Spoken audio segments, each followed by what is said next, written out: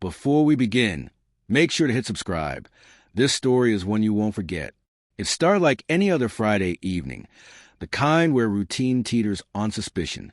My wife, Alyssa, stood by the mirror, adjusting her hair for what she called a girls' night out.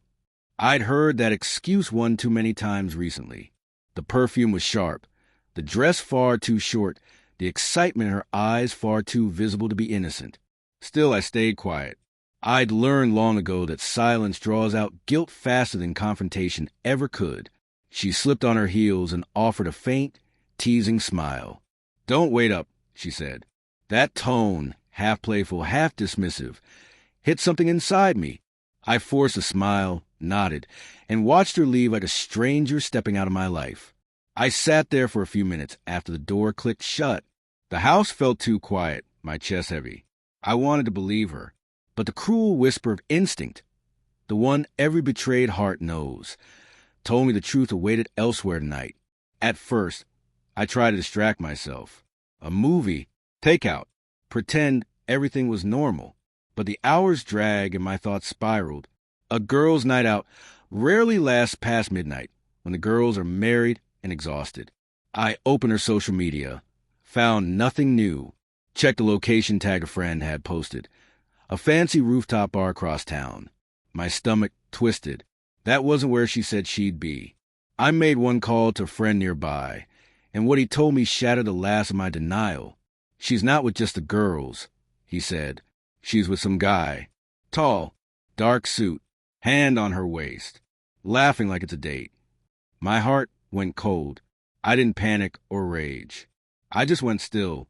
It's strange. When your world starts to collapse, the first thing you feel isn't pain. It's clarity. I didn't storm out. I didn't drive across town to confront her.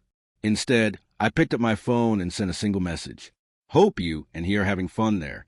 No yelling, no threats. Just calm, undeniable awareness. A line sharp enough to cut through every lie she thought she could hide behind.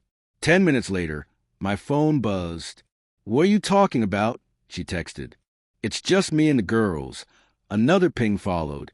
"Wait, how do you know where I am?" I didn't reply. I wanted her to feel it. The same paranoia, dread, and sinking fear that comes when the truth corners you. Another minute passed. Then she called. I let it ring. Again and again. Silence. 15 minutes later, my friend texted. "She's gone. Left in a rush. Looks freaked out." I pictured her stumbling out, searching shadows, trying to figure out how much I knew, what I'd seen, who had told me. The terror of exposure always outweighs guilt itself. She wasn't afraid of what she had done. She was afraid that I knew. By the time she returned home, the house was dark.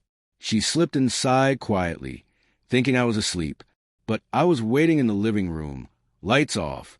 Her face went pale when she saw me. "Mark," she whispered, "it's not what you think." I tilted my head, studying her. "Then tell me what I think," I said softly.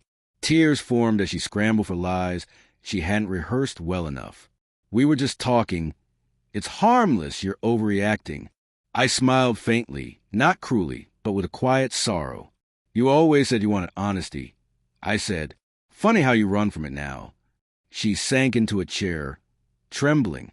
"I left the party because I was scared," she whispered. "You scared me." I leaned forward, voice calm. "No, Alyssa, the truth scared you. I just pointed it at you." Silence stretched unbearable. Finally, I stood. "You broke something tonight that can't be fixed with tears," I said quietly. "Trust isn't glass. It's skin.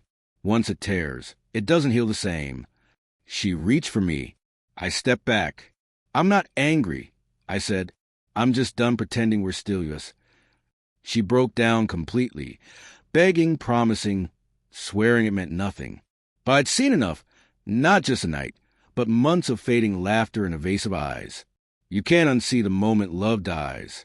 You can only accept it. As I walked out, I heard her sobbing, whispering my name like a prayer to God who no longer answered. That's when it hit me.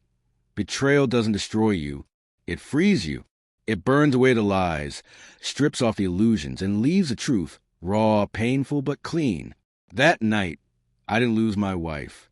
I lost the mask she'd been wearing. And somewhere deep inside, that felt like the first honest thing I'd gained in years.